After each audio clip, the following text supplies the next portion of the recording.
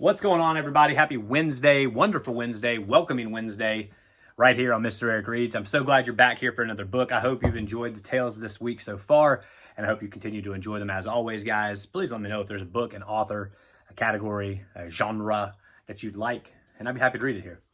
Today's book is by Wende and Harry Devlin, and it's called Cranberry Christmas. So, sit back, relax, and enjoy what will likely be a story about Christmas you've never heard. Right here on Mr. Eric Reads. Christmas was coming. Snow was on the cranberry bog, the smell of pine in the wind, and the fresh pond water was frozen smooth. Mr. Whiskers, looking out of his kitchen window, was deep in gloom. Christmas is only 3 days away, and his pond should have been filled with skaters. Skaters wearing bright sweaters, laughing with their scarves flying in the wind. And he should have been there teaching them to twirl and do figure eights.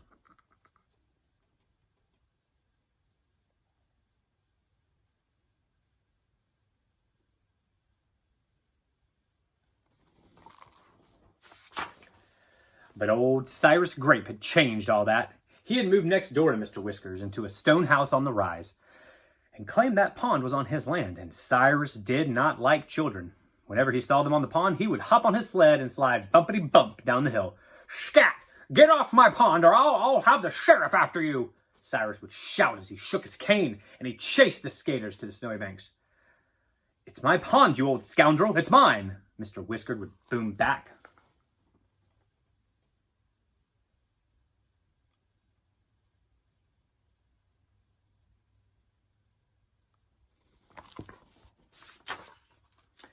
But when the old sea captain searched through the attic, the desk, and the cellar of his little gray cottage, he could find nothing that actually proved that he owned the pond.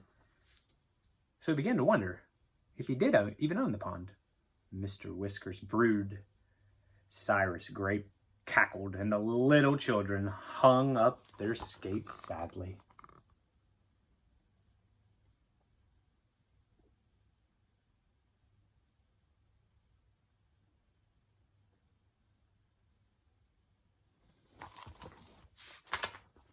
Today, there were new troubles for Mr. Whiskers. A letter from his persnickety sister Sarah in the city announced that she was coming for Christmas. And after the holidays, she expected him to come back to the city to live with her. "You can't take care of yourself. Your house looks like a shipwreck and your money box is always empty," she scolded him in her letter. Mr. Whiskers frowned. He liked the way he took care of himself. In summer, he clammed and felt the water and the sand on his bare feet. In the winter, he ice skated with the children all around him like a school of fish. To think of leaving Cranberryport, the idea of living in the city with Sarah and her striped cat made Mr. Whiskers furious. Fuming, he took his troubles to Maggie and grandmother, who lived in a farmhouse on the other side of the dunes. "Suffering codfish, what can I do?" And he waved his letter in their kitchen.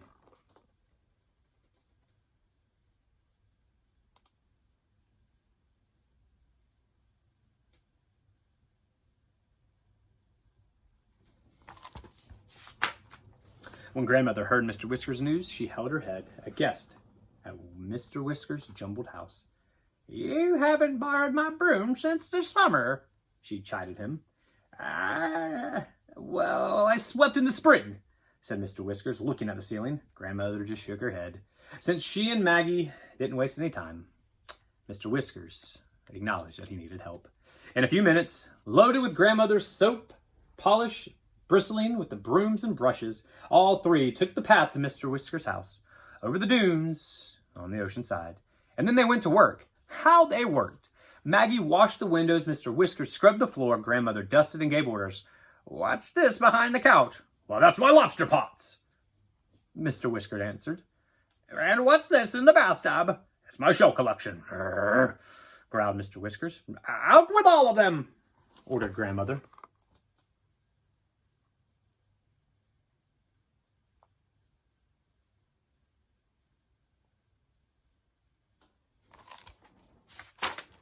Mr. Whiskers grumbled about Persnickety's sisters and certain grandmothers, but he did as he was told. It was at the end of the second day of helping Mr. Whiskers that an accident happened. Maggie trimmed the pine tree and baked her favorite cranberry cookies. She had just put the last pan away when she heard a loud crash in the pantry. Suddenly, there were Mr. Whiskers' feet sticking through the ceiling. Maggie raced upstairs. Poor Mr. Whiskers, with the help from Maggie, he groaned and pulled himself up. It was then that Maggie spied the dusty black and gold box between the floor and the ceiling. Carefully, they pulled it out into the light. "A treasure, Mr. Whiskers," said Maggie with shining eyes. "Not in my house," sighed Mr. Whiskers as he carried the box downstairs. And he was right, unfortunately. It was filled with photographs and dusty old papers. But long after Maggie left, Mr. Whiskers was still studying the papers in the orange light of the afternoon. He opened the last stiff parchment and began to smile. Now he chuckled. And then he slapped his knee and shouted, "Ha ha ha ha ha ha! Suffering codfish!"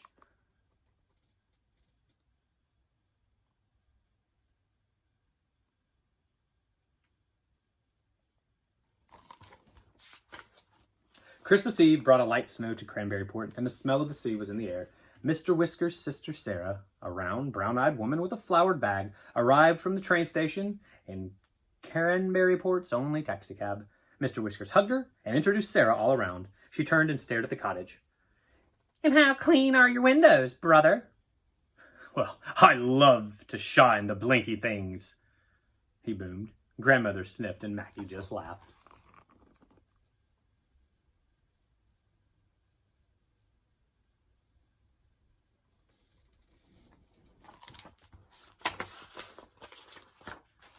But when Sarah went inside the cottage, she could scarcely believe her eyes. She had never seen such a beautiful sight. The wooden table was polished and set with holly and red candles. And the Christmas tree, it was a celebration of seashells. There had been no money for ornaments, so Maggie and Mr. Whiskers had painted the shell collection. It glistened with silver and gold. There were chains of snail shells, silver clam shells, and a golden starfish at the top. Sarah clapped her hands. "Brother, you are wonderful!" Mr. Whiskers smiled behind his whiskers.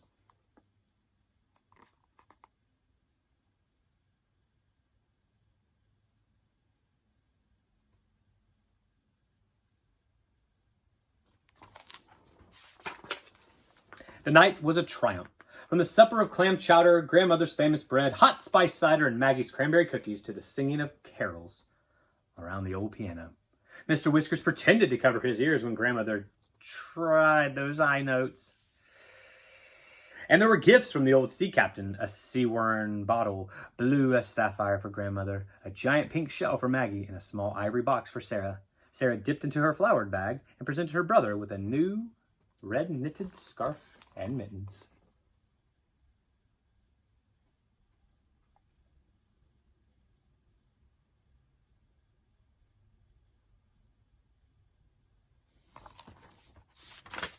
It was midnight. As Maggie left, Mr. Whiskers whispered into her ear that the children at Cranberry Port should be at the pond at noon tomorrow, and he winked in the most mysterious of ways.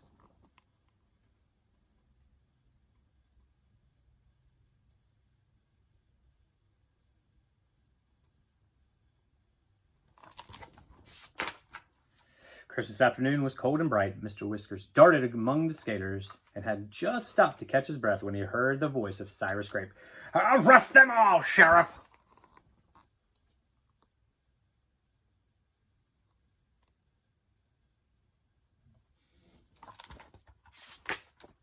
Behind Cyrus stood a tall man with a broad-brimmed hat. There were screams of skaters as they fled in every direction, all except Mr. Whiskers. Mr. Whiskers pretended he hadn't heard a thing. He skated, he whirled, and he stretched his arms out and glided like a great black whiskered bird.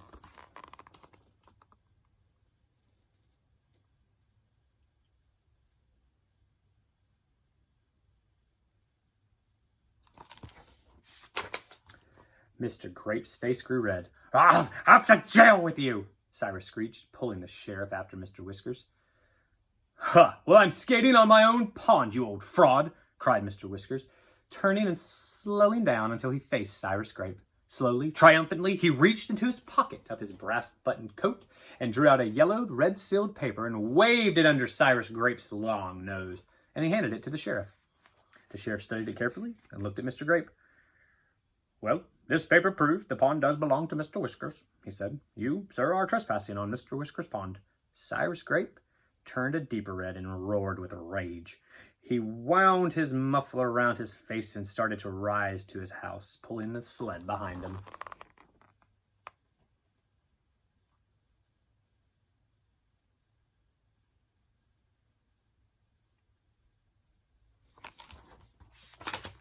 Mr. Whiskers turned to the children and raised his hand for silence. My pond is yours, to skate on whenever you like. Merry Christmas to everyone. And the crowd cheered. Sarah whispered to him, My goodness, you certainly can take care of yourself and all of Cranberry Port, too. Mr. Whiskers offered his arm to Maggie for her turn on the ice, and they skated off joyfully.